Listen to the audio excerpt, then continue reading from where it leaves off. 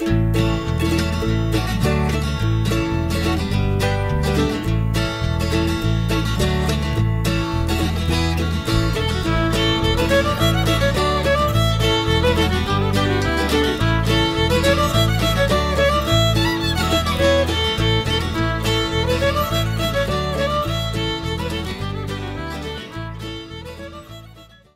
question is about the Nation of Islam. What are some of the tenets of the Nation of Islam, and how is that different from a traditional understanding of Islamic laws and practices? People often ask me about the Nation of Islam's beliefs and whether Nation of Islam beliefs are similar to or different from those of most other Muslims. First of all, it's important to say that the Nation of Islam is a small group in the world of Islam. Out of over 1.5 billion Muslims in the world, there are likely only tens of thousands of members of the Nation of Islam in the United States and the Caribbean.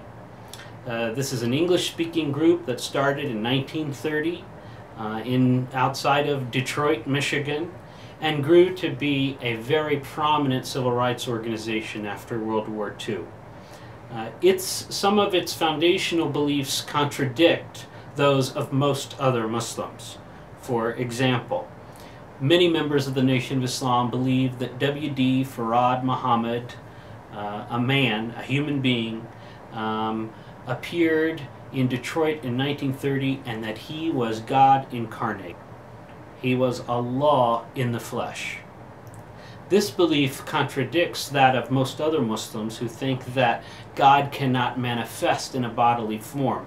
That would be the Islamic sin of shirk or associationism. Another belief that is different in the Nation of Islam is that Elijah Muhammad, born in the late 1890s in Sandersville, Georgia, originally named Elijah Poole, that he was the messenger of Allah, or a prophet. Not all Muslims, but most Muslims believe that the final prophet sent to humankind was Muhammad ibn Abdullah, Muhammad the son of Abdullah, who died in 632 in Arabia. So that's another main contradiction. In addition, some of the practices of the Nation of Islam contradict those of the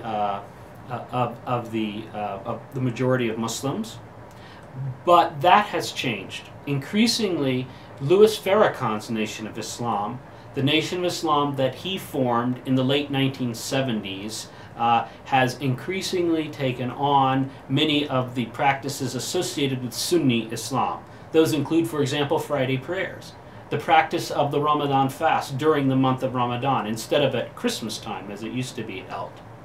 So you might be wondering how to think about the Nation of Islam in terms of the similarities between it and other forms of Islam. It's important to keep in mind that there has never just been one Islam, at least from a historical standpoint. Believing Muslims may think that there is, and may believe that there is only one form of Islam, and that's part of their faith. But from a historical point of view, Muslims have always disagreed about the most basic questions about what it means to follow the Prophet Muhammad and the words of God in the Quran. So, when we look at the Nation of Islam, one of the ways that we can think of it as is as a minority group that has some very different doctrinal views than most other Muslims, but that can still be included in the great 1400-year-long conversation about what does it mean to be a Muslim.